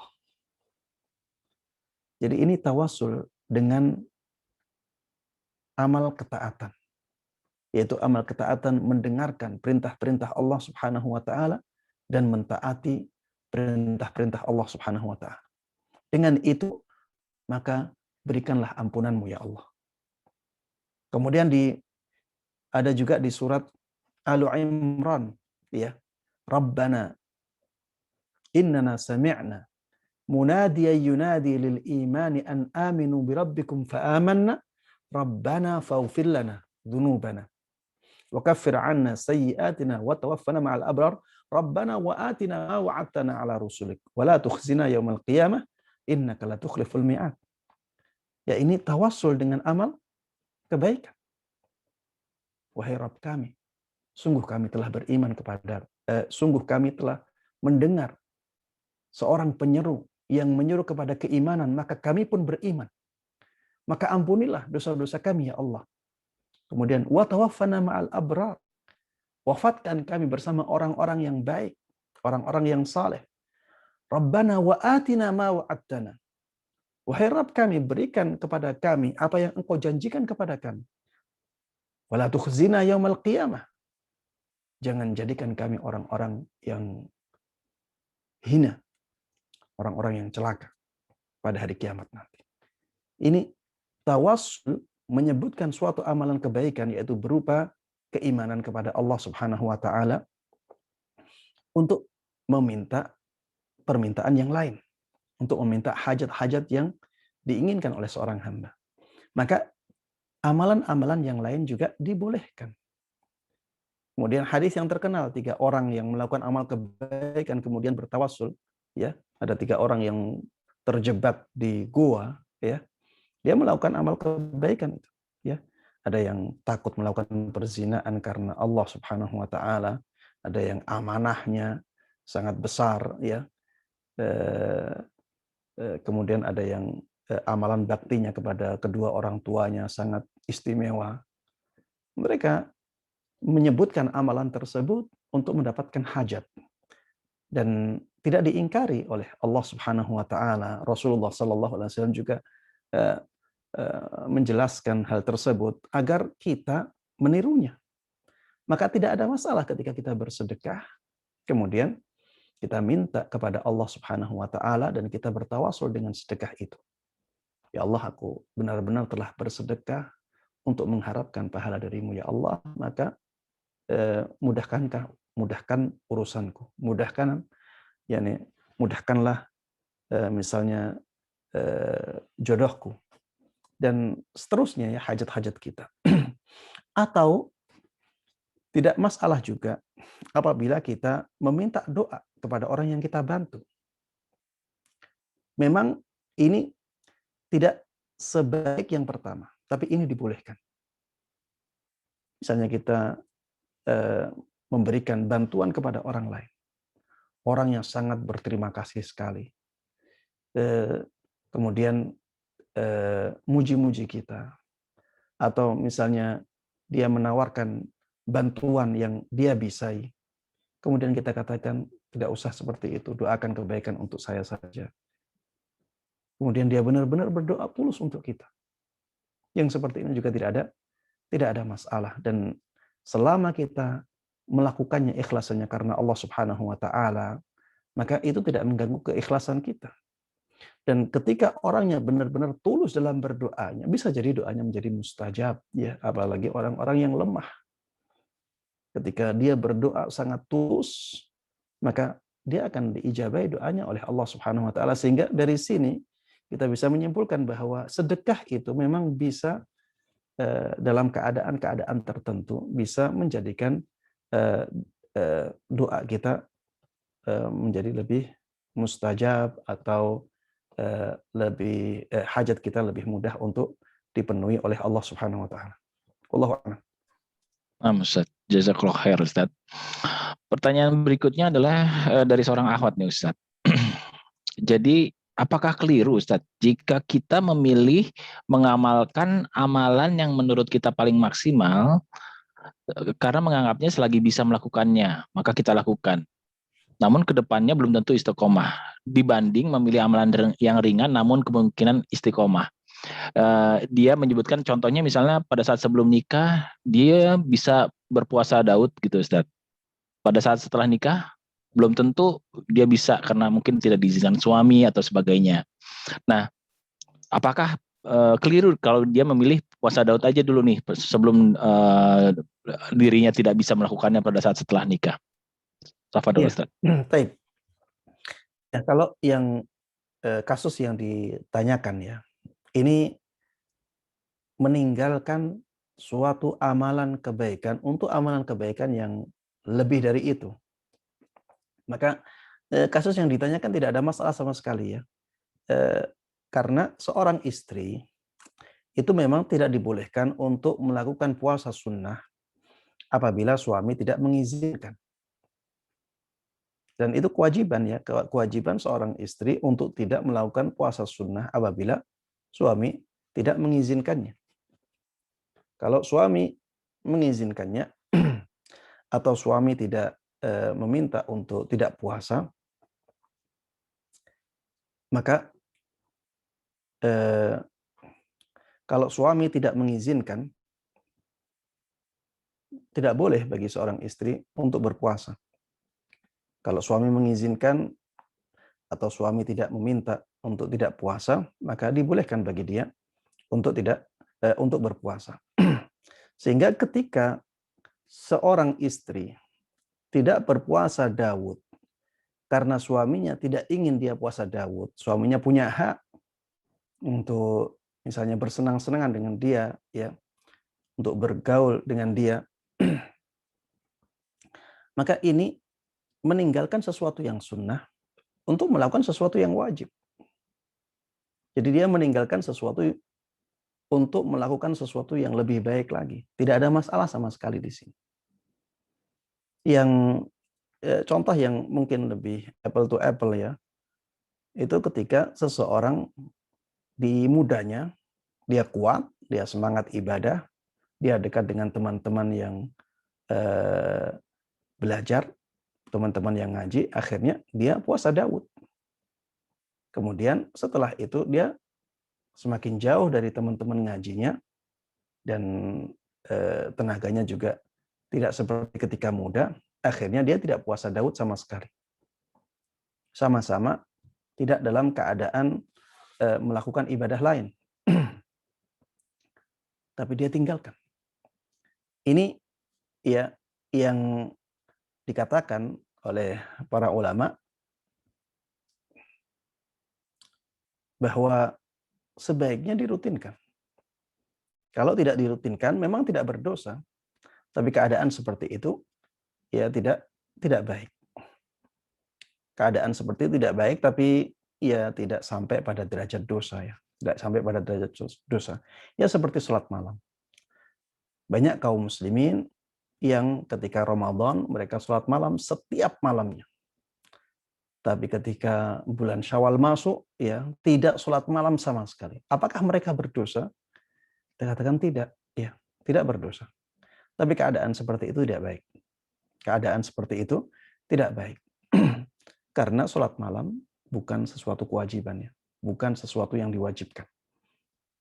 Walaupun asalnya dirutinkan, tetap saja dia bukan sesuatu yang diwajibkan. Sehingga kalau orang meninggalkannya, maka tidak ada masalah. Tapi ya itu tidak baik.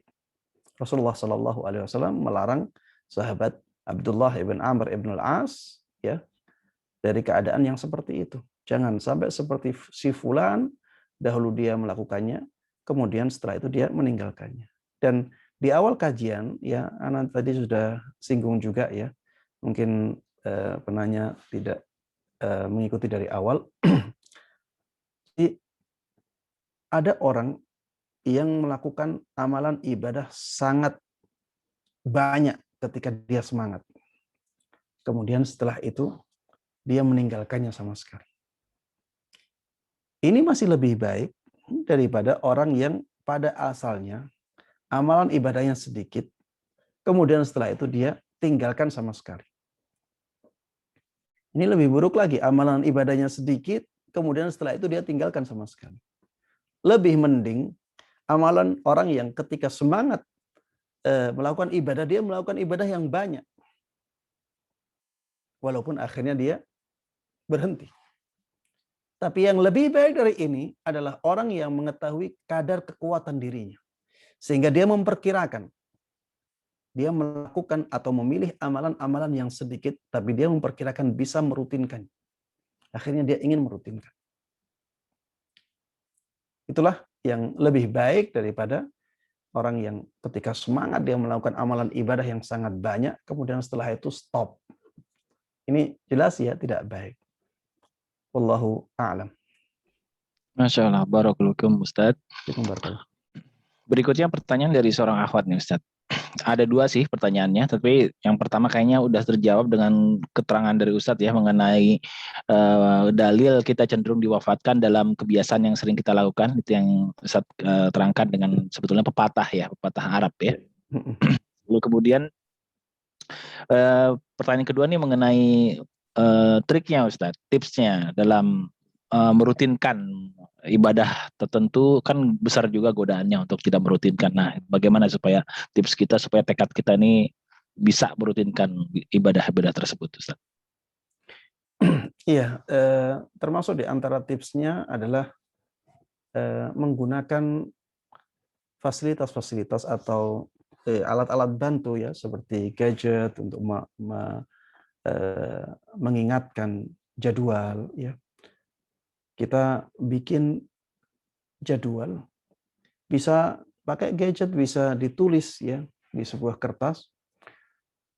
Jadwal untuk kegiatan yang inti setiap hari. Untuk yang selain itu tidak inti. Tapi yang inti ada yang kita targetkan. Misalnya membaca Al-Quran 10 halaman. Itu kegiatan inti. Jangan sampai ditinggalkan. Kita bisa tetapkan waktunya, atau kita bisa tidak tetapkan waktunya. Yang penting sebelum tidur sudah melakukannya. Ini di antara tips ya. Jadi menentukan target-target amalan tertentu setiap hari. Sehingga kita bisa ingat. Kemudian di antara tipsnya juga ya mengetahui keutamaan merutinkan sebuah amalan. Mengetahui keutamaan merutinkan sebuah amalan. Seperti tadi, ingat-ingat terus bahwa ketika sebuah amalan itu dirutinkan, dia menjadi amalan yang paling dicintai oleh Allah walaupun itu sedikit ya. Ketika kita merutinkan sebuah amalan, maka nantinya Allah Subhanahu wa taala akan terus memberikan kita pahala seperti amalan yang kita rutinkan.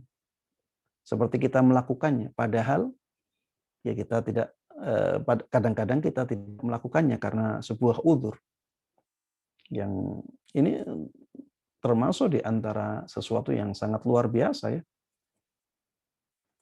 Kita tidak melakukan amalan tapi Allah catat melakukan amalan. Kemudian mengingat-ingat bahwa ketika suatu amalan itu kita biasakan, maka akan banyak sekali pahala yang kita dapatkan. Karena walaupun sedikit ya, kalau kita lakukan terus-menerus, itu akhirnya jadi banyak sekali. Akhirnya menumpuk kebaikan itu. Seperti misalnya ya kita sholat rawatib aja, sholat sunnah rawatib. Yang sebelum sholat, setelah sholat, itu kelihatannya kalau kita lakukan pada waktunya masing-masing, kelihatannya sederhana. Tapi coba lipat gandakan, coba lipatkan sampai setahun saja. Misalnya sampai 365 hari. Kali berapa sholat rawatib? Misalnya 12 ya. Kali 12. Sudah berapa? 300 kali 10 saja. Sudah 3.000. Sudah 3.000. Kalau 350, 3.500 rakaat. Bisa dibayangkan. Ingat-ingat itu, dan yang seperti ini akan menjadikan kita semangat untuk merutinkan amalan ibadah. Ya, kemudian ingat bahwa dengan merutinkannya mungkin saja Allah Subhanahu wa taala menjadikan kita meninggal ketika melakukan amalan-amalan tersebut. Dan itu suatu kemuliaan yang sangat besar dari Allah Subhanahu wa taala. Ya, intinya ingat-ingat ya keutamaan-keutamaan amalan merutinkan ibadah. Itu akan menyuntik semangat kita untuk merutinkan. Wallahu a'lam. Masya Allah. Jazakallah khair Ustaz. Berikutnya, nah ini pertanyaan yang menarik nih Ustaz. Pertanyaan terakhir ya. Nah Ustaz. Jadi ibunya meninggal. Nah, lalu kemudian apakah ada amalan-amalan yang bisa rutin dikerjakan yang bermanfaat untuk ibu saya, Ustaz, yang baru meninggal beberapa hari yang lalu? Baik. Rahimahullah rahmatan wasi'ah. Semoga Allah Subhanahu wa taala menerima amal-amal baiknya. Semoga Allah Subhanahu wa taala mengampuni dosa-dosanya dan menempatkannya di surganya. Amin amin ya rabbal alamin. Sebagai anak ya, berbakti kepada orang tua itu tidak berhenti ketika ibu meninggal. Saya ulangi, amalan berbakti kepada orang tua itu tidak berhenti, tidak selesai ketika orang tua sudah meninggal.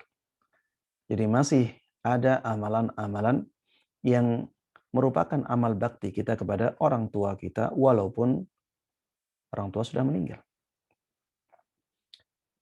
Termasuk di antara amalan yang sangat baik sekali untuk orang tua kita yang sudah meninggal adalah doa. Doa. Doakan orang tua kita dengan doa-doa kebaikan. Terutama doa agar Allah Subhanahu wa taala mengampuninya. Ada sebuah hadis yang menunjukkan betapa besarnya pengaruh istighfar untuk kebaikan orang tua kita yang sudah meninggal. Ada orang tua yang merasa heran dengan kedudukannya yang sangat tinggi di surga Allah Subhanahu wa taala. Disebutkan dalam hadis yang ini ya, hadisnya sahih. Kemudian orang tersebut bertanya, kenapa saya bisa mendapatkan derajat yang sangat tinggi ini? Maka dijawab, bistighfari waladika lak. Derajat yang sangat tinggi ini adalah karena engkau dimintakan ampun oleh anak. Karena istighfarnya anakmu untukmu. Maksudnya istighfarnya anak untuk bapak atau untuk orang tua adalah anak tersebut selalu memintakan ampun untuk orang tuanya kepada Allah Subhanahu wa taala. Ya, seperti misalnya membaca Rabbana ighfirli wali walidayya walil mu'minina yauma yaqumul hisab. Ini doanya Nabi Ibrahim yang Allah abadikan di dalam Al-Qur'an. Dan doa ini sangat dahsyat ya. Doa ini keutamaannya sangat besar sekali. Di situ ada bakti kepada kedua orang tua, di situ ada permintaan ampun untuk diri kita ya. Dan di situ juga ada pahala yang sangat besar sekali di sisi Allah Subhanahu wa taala. Karena dalam hadis ya Rasulullah sallallahu alaihi wasallam mengatakan barang siapa yang memintakan ampun untuk orang-orang, untuk kaum muslimin dan kaum muslimat, maka Allah akan catat baginya pahala sebanyak mereka. Padahal kaum mukminin di hari hisab nanti itu jumlahnya paling banyak. Kapan jumlah kaum mukminin paling banyak? Ketika di hari hisab nanti. Dan tentunya jumlahnya ya bisa sampai miliaran. Dari zaman Nabi Adam sampai zaman kita, kaum mukminin semuanya. Maka ya kalau kita ingin merutinkan doa ini, Masya Allah ya, sangat bagus sekali. Misalnya kita baca di sujud kita, tidak ada masalah. Sebagai doa yang bebas ya, karena Rasulullah Shallallahu Alaihi Wasallam memerintahkan kita untuk bersungguh-sungguh berdoa di sujud, kita bersungguh-sungguh berdoa dengan doa ini. Ya tentunya setelah membaca doa sujud ya. Misalnya subhan rabbiyal a'la, subhan rabbiyal a'la, subhan rabbiyal a'la. Kemudian kalau masih ada waktu kita baca Rabbana ighfirli wa liwalidayya wa lil mu'minina yauma yaqumul hisab. Ya seperti itu sangat bagus untuk orang tua kita. Atau misalnya ya mewakafkan sesuatu untuk orang tua kita. Ini juga sangat bagus karena wakaf itu pahalanya akan terus mengalir. Ya demikian Allah Ta'ala. Jazakallah khair Ustadz atas penjelasannya. Mungkin terakhir Ustadz, mohon nasihat dan doanya untuk di era pandemi ini Ustadz, yang semakin lama kelihatannya semakin buruk ya Ustadz ya. Dan kemudian kita banyak sekali teman-teman kita yang sakit dan berguguran. Tercatat sudah 401 dokter yang meninggal akibat COVID-19 ini. Lalu kemudian ternyata timbul varian-varian baru yang kita ternyata lebih cepat menularnya. Dan terakhir guru kami juga baru saja meninggal dunia, kami baru dapat berita tersebut. Mohon nasihat doanya supaya memberikan kekuatan pada kami Ustadz dalam era pandemi ini, sekaligus menutup kajian pada malam hari ini. Kepada Ustadz. Baik. Iya. Pandemi ya ini merupakan ujian dari Allah Subhanahu wa taala untuk kita semuanya ya. Dan ada hikmah yang besar di balik pandemi ini. Ternyata kemajuan teknologi yang kemarin-kemarin dibangga-banggakan oleh manusia ternyata tidak bisa atau tidak mampu menjawab sesuatu yang diciptakan oleh Allah Subhanahu wa taala sangat kecil, tidak bisa dilihat, tapi sangat merepotkan mereka. Ini di antara hikmahnya. Maka jamaah sekalian rahimani wa rahimakumullah, harusnya kita benar-benar menundukkan diri kita kepada Allah Subhanahu wa taala. Mari kita kembali kepada Allah Subhanahu wa taala. Tidaklah Allah Subhanahu wa taala menimpakan suatu musibah kecuali karena memang kita terlalu banyak melakukan kesalahan. Wa ma asabakum min musibatin fabima kasabat aydikum wa ya'fu an katsir. Tidaklah suatu musibah menimpa kalian kecuali karena ulah tangan kalian sendiri. walaupun Allah sudah banyak memberikan ampunan kepada kalian. Dan tujuan Allah Subhanahu wa taala memberikan ujian ini agar kita kembali kepadanya. Sebagaimana Allah sebutkan dalam firman-Nya, "Dhaharal fasadu fil barri wal bahri bima kasabat aydin nas liyudhiqahum ba'dalladzi 'amilu la'allahum yarji'un." Telah tampak kerusakan di daratan dan di lautan karena sebab ulah tangan manusia. Liyudhiqahum ba'dalladzi 'amilu. Kerusakan tersebut terjadi agar itu tujuannya adalah untuk memberikan hukuman kepada mereka dari sebagian kesalahan mereka. Tujuannya la'allahum yarji'un. Tujuan akhirnya mungkin atau agar mereka itu kembali kepada Allah lagi. Ya, kita di saat pandemi seperti ini banyak-banyak beristighfar kepada Allah Subhanahu wa taala. Banyak-banyak bertaubat kepada Allah Subhanahu wa taala.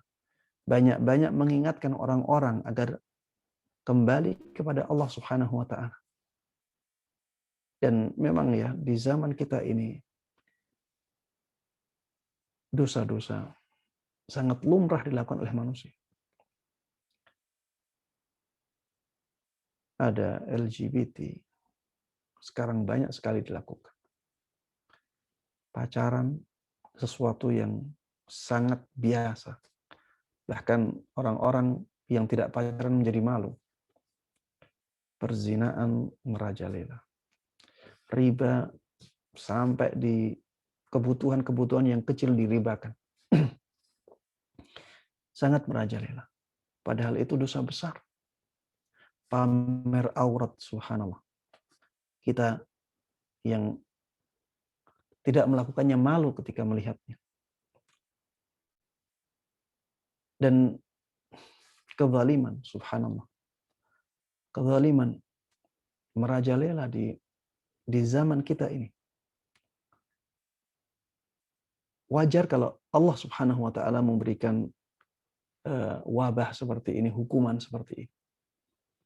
Dan kalau Allah Subhanahu wa taala sudah memberikan wabah, maka wabah tersebut atau hukuman tersebut, kalau Allah sudah memberikan hukuman tidak hanya mengenai orang-orang yang buruk saja.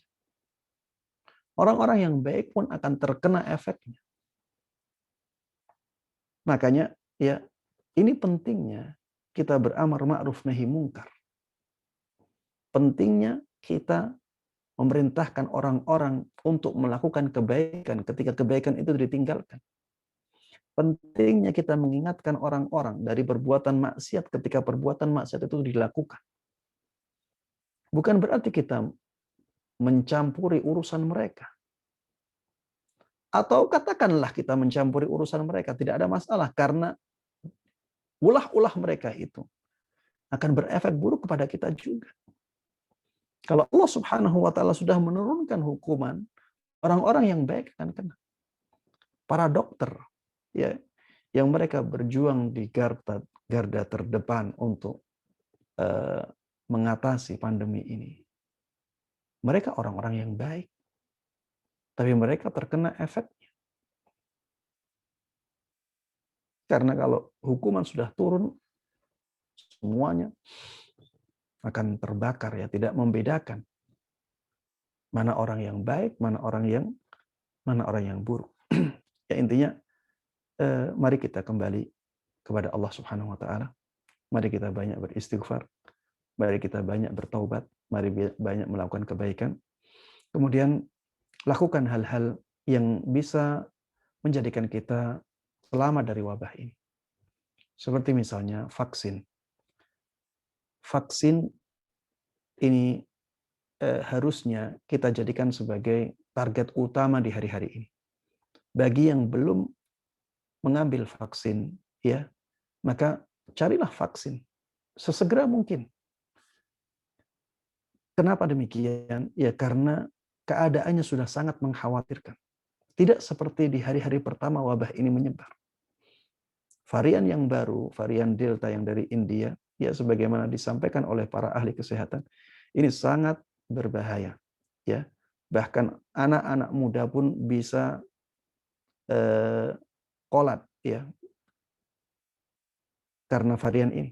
Bahkan anak-anak pun, ya, bisa terpengaruh dengan pengaruh yang sangat kuat, tidak seperti varian-varian sebelumnya. Maka ya targetkan untuk mendapatkan vaksin. Dan alhamdulillah ya pemerintah memberikan fasilitas vaksin ini dengan gratis. Ada vaksin yang bayar. Kalau mau ngambil yang pilihan vaksin yang bayar, silahkan. Intinya lindungi diri. Dan jangan dengarkan ya orang-orang yang mengatakan bahwa vaksin itu tidak perlu, vaksin itu meracuni diri sendiri, vaksin itu konspirasi, ya, karena mereka bukan ahli kesehatan yang mumpuni, ya. Dan perkataan mereka sangat membahayakan banyak masyarakat. Coba orang-orang yang meninggal, apakah mereka bertanggung jawab dengan korban yang sangat banyak itu? Mereka tidak bertanggung jawab sama sekali. Apa tanggung jawab mereka ketika banyak korban yang berjatuhan karena pandemi ini? Dan nyatanya para nakes yang mendapatkan vaksin, walaupun mereka bisa terinfeksi lagi, kenyataannya kemungkinan sembuhnya lebih besar. Ya, dan gejalanya menjadi semakin ringan. Kemudian di antara usaha kita juga pakai masker, di antara usaha kita mengurangi keluar rumah, menjauhi kerumunan. Keluar rumah kalau tidak mendesak, ya tidak usah keluar rumah. Jauhi, ya. Kita di rumah, kita melakukan kegiatan yang bisa kita lakukan di dalam rumah, kita lakukan di dalam rumah. Kemudian ya jaga misalnya rutinitas untuk berolahraga, asupan makanan yang baik. Ini harus dijaga dengan baik. Kemudian usaha-usaha yang batin. Ini juga harus kita lakukan. Berdoa kepada Allah agar Allah menjauhkan kita dari wabah ini. Kemudian ketika keluar rumah, baca bismillahi tawakkaltu 'ala Allah, la haula wala quwata illa billah. Dengan zikir ini kita akan dilindungi oleh Allah selama kita di luar. Kemudian ketika kita singgah di suatu tempat, ya, ketika kita singgah di suatu tempat, bacalah a'udzu bikalimatillahi tammati min syarri ma khalaq. Ya, zikir ini akan menjadi penjaga untuk kita ketika kita singgah di suatu tempat. Sampai nantinya kita pindah dari tempat itu. Allah jaga kita di sana. Kemudian ketika kita melihat ya orang yang terkena musibah ini, kita baca alhamdulillah alladzi afani mimma ibtalakum bihi wa faddalani ala katsirin mimman khalaqa tafdila. Dengan zikir ini maka Allah Subhanahu wa taala akan menyelamatkan kita dari musibah yang menimpa orang lain yang kita lihat itu. Kemudian ketika pagi dan sore, ya, jangan lupa untuk membaca surat Al-Ikhlas 3 kali, surat Al-Falaq 3 kali, surat An-Nas 3 kali. Jangan sampai lupa, terutama di hari-hari ini. Karena ini akan menjadi pelindung kita dari mara bahaya. Dan termasuk di antara mara bahaya di hari-hari ini adalah wabah. Kemudian banyak bersedekah, walaupun sedikit nominalnya. Ya, di masa pandemi, ya banyak orang yang kesusahan. Maka banyaklah bersedekah untuk mereka yang kesusahan walaupun nominalnya sedikit. Dan kata Rasulullah Shallallahu Alaihi Wasallam, sedekah itu bisa menolak kematian yang buruk. Ya, kalau kematian yang buruk saja bisa ditolak oleh sedekah, apalagi terkena wabah yang derajatnya di bawah kematian yang buruk. Kalau kematian yang buruk bisa dilawan dengan sedekah, apalagi yang di bawahnya itu. Ya, berikan sedekah. Bermudah-mudahanlah dalam bersedekah. Ada celah untuk bersedekah walaupun 1.000 ya, kasihkan sebagai sedekah kita kepada mereka yang sangat membutuhkan. Kemudian yang terakhir, tawakallah kepada Allah setelah berusaha. Dengan tawakal ini kita bisa mengurangi ketakutan kita. Ketika kita sudah menyandarkan semuanya kepada Allah, saya serahkan semuanya kepada Allah. Yang penting saya sudah berusaha dengan semaksimal mungkin. Dan Allah pasti akan memberikan hasil kepada kita sesuai dengan usaha kita. Ya. Baik hasil dunia maupun hasil akhirat. Ya. Allah akan berikan hasil yang terbaik untuk kita. Kita husnudzan kepada Allah dan kita serahkan semuanya kepada Allah. Tidak usah kita terlalu takut ya. Tapi jangan juga kita terlalu meremehkan. Lakukan usaha-usaha lahir dan batin semaksimal mungkin. Kemudian setelah itu serahkan hasilnya kepada Allah Subhanahu wa taala sehingga kita insya Allah menjadi orang-orang yang selamat baik dunia maupun akhirat. Ya, demikian. Wallahu taala a'lam. Masya Allah, jazakallah khair Ustadz atas taujihnya dan juga nasihatnya yang menyejukkan kami. Semoga Allah selalu melindungi Ustadz dan keluarga dan juga kepada seluruh partisipan. Terima kasih atas kebersamaannya sampai di akhir kajian kali ini. Kita sampai di ujung kajian kali ini. Ana tutup. Subhanakallahumma wa bihamdik. Asyhadu an la ilaha anta astaghfiruka wa atubu ilaik. Assalamualaikum warahmatullahi wabarakatuh.